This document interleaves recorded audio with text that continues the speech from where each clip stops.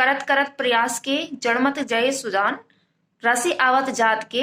Hello everyone, स्वागत है आप सभी का चंद्रिका एकेडमिक में। तो आज की वीडियो में हम सीटेट जुलाई 2023 का जो एग्जाम होने वाला है, जिन जिन लर्नर्स ने तो सीटेट 2023 जुलाई वाला फॉर्म फिलअप किया हुआ है, तो जैसे जैसे एग्जाम पास में आ रहा होगा तो उनका जो माइंड है ना बहुत ज्यादा डिस्टर्ब हो रहा होगा। तो इस डिस्टर्ब से बचने के लिए क्या क्या हम एग्जाम को पास कर पाएंगे, या जो हम पढ़ रहे हैं वो हमारे लिए सफिशिएंट है या नहीं है, क्या हमें और ज्यादा पढ़ना चाहिए एग्जाम ज्यादा करीब आ रहे हैं। तो आज इन्हीं चीजों पर डिस्कशन करना है। या दो जो 2 या 3 बार सीटेट के एग्जाम में बैठ चुके हैं लेकिन वो 1 या 2 नंबर से रह जाते हैं, या जो पहली बार फ्रेशर लर्नर्स हैं और उनको बहुत ज्यादा डर लगता है, क्योंकि जो शुरुआत में जब हम किसी चीज को देने जाते हैं या करते हैं तो उस चीज से हमें डर लगता है, भय लगता है, और ये लाजमी भी है लगना। तो इन चीजों से कैसे बचा जाए, कि किस प्रकार से हम एग्जाम को हैंडल कर सकें जब एग्जाम हॉल में हो, तो आज इन से भी बातों पर हम बात करने वाले हैं।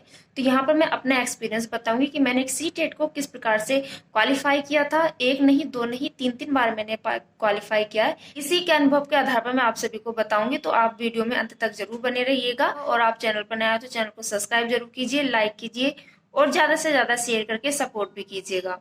ठीक है, तो बात करते हैं सबसे पहले उन लर्नर्स की जो 1 या 2 या 3 बार बैठ चुके हैं सीटेट के एग्जाम में, लेकिन फिर भी उनसे 1 या 2 नंबर से रह जाता है सीटेट का एग्जाम। तो उन्हें क्या करना चाहिए? देखो, सबसे पहले तो अपने माइंड में सीटेट के एग्जाम को लेकर बिल्कुल डर भगा दीजिए कि सीटेट का एग्जाम कुछ एग्जाम है। बस सिर्फ अपने आप को एक समझिए कि सीटेट का जो एग्जाम है बहुत ही सरल है और बहुत ही सिंपल एग्जाम है, जिसको हम क्वालिफाई कर सकते हैं। सबसे पहले अपने माइंड को ये सूचना प्रदान करते रहिएगा। ये मैंने इससे पहली वाली वीडियो में बताया था तो भी यही बताया था, और जो अब बता रही हूँ वो भी यही बता रही हूँ। ये दोनों के लिए है, फ्रेशर के लिए भी और जो 1 2 बार बैठ चुके हैं लेकिन फिर भी उनसे सीटेट का एग्जाम क्लियर नहीं हो पाया है। ठीक है, तो अपने माइंड पर प्रेशर मत दीजिए कि हमें सीटेट का एग्जाम है, मुझसे पास नहीं हो पा रहा, पिछली बार भी पास नहीं हो पाया, अब भी पास नहीं हो पाएगा, मैं कर ही नहीं सकता, मैं कुछ नहीं कर सकता। क्योंकि जो इंसान 1 बार फेल हो जाता है ना, 1 या 2 बार, तो उसका निगेटिविटी उसको घेर लेती। तो इस निगेटिविटी से बिल्कुल बाहर निकलिएगा, आप अपने माइंड को फ्रेश कीजिएगा। दूसरी बात ये देखिएगा कि मेरी कमी किस किस चीज में रह गई है, और ज्यादा से ज्यादा आप फोकस कीजिए प्रीवियस पेपर को। यहाँ कुछ बच्चे मजाक बनाते कि क्या मैम सिर्फ क्वेश्चन पेपर PYQ पढ़कर ही पास हो जाएंगे। तो मैं यहाँ कहती हूँ कि हाँ, आप PYQ ही क्वेश्चन पेपर, अगर आप में समझ है, अंडरस्टैंडिंग है क्वेश्चनों को समझने की, तो आप प्रीवियस क्वेश्चनों से अंदाजा लगाकर जो आने वाला एग्जाम है उसको क्लियर कर सकते हो। ये नहीं कह सकती मैं कि आप 120 130 प्लस लेके आओगे, लेकिन जितना मार्क्स उन्होंने रखा हुआ है कि 90 मार्क्स लेके आने, और OBC और SC ST वालों को 85 मार्क्स लेके आना, 82 जिसको कहते हैं, तो उस बॉर्डर लाइन को आप क्रॉस कर सकते हो। उस बॉर्डर लाइन से आप 10 या 15 20 नंबर एक्स्ट्रा ही लेकर आ सकते हो PYQ पढ़कर, वो भी प्रीवियस। ठीक है, तो ये भी आप दोनों जो फ्रेशर हैं उनको भी, और जो 1 2 बार एग्जाम में बैठ चुके हैं उनको भी ये फॉलो करना है।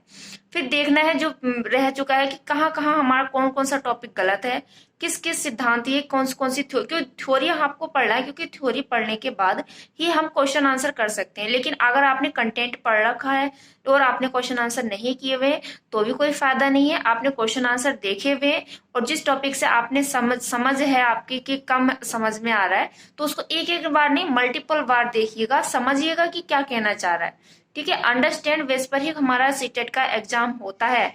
जितना ज्यादा या जितना बढ़िया उसको हमारा माइंड कैचअप करता है उनके क्वेश्चनों को, उतना ही ज्यादा हम अच्छे से क्वेश्चन कर पाते हैं और अच्छे ज्यादा अपने क्या मार्क्स लेके आ पाते हैं सीटेट में।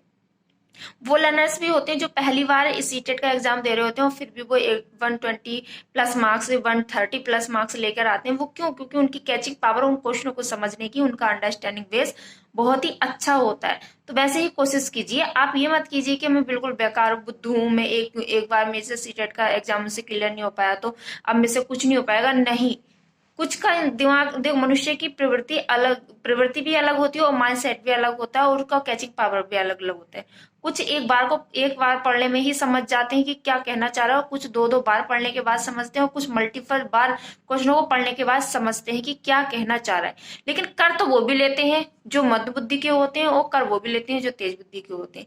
बस वो बहुत थोड़ा जल्दी कर लेते हैं वो मंद बुद्धि वाले, या कम समझ, जिसको समझ क्वेश्चनों को आती है तो वो कम बार बार पढ़ने की बात करते हैं। बस क्या होनी चाहिए, इच्छा, मोटिवेशन, जिसके ऊपर मैंने कल वीडियो बनाई थी, उसकी डिस्क्रिप्शन में आपको लिंक मिल जाएगी, वो वीडियो भी आकर देख लीजिए। इच्छा होनी चाहिए, किसी चीज को पकड़ पाने की लगन होनी चाहिए।